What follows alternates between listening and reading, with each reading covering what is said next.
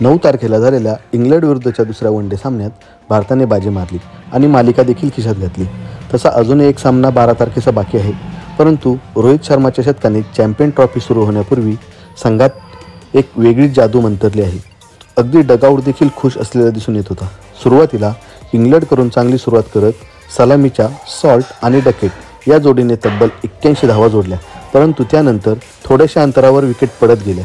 Duckett, route, Livingstone यांच्या खेळीमुळे इंग्लंडने 304 धावांचा डोंगर उभा केला, पण पूर्ण टीम ऑलआउट झाली. रवींद्र जडेजाने आपल्या फिरकीची पुन्हा एकदा जादू दाखवत 35 धावा देऊन 3 विकेट घेतल्या. तिकडे वरुण चक्रवर्ती आपली पहिलीच मॅच खेळत होता. त्याने पहिलीच सॉल्टची विकेट घेत भारताला ब्रेक थ्रू मिळवून दिला.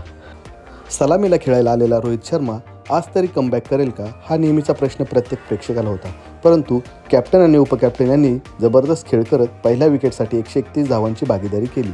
ओव्हरटनचा लो फुलटॉस बॉलवर गिल त्रिफळाचीत झाला.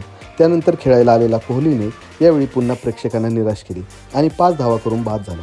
संघाच्या 220 धावा असताना रोहित शर्मा 119 धावांवर पूल करताना फुलटॉस बॉलवर आदिल रशीदकडे कॅच देऊन आऊट झाला. त्यानंतर इंग्लंड संघाच्या जिंकण्याच्या आशा पल्लवित झाल्या होत्या, परंतु अक्षर पटेल आणि अय्यरने शांत खेळ करत सामना भारताच्या बाजूने झुकवला.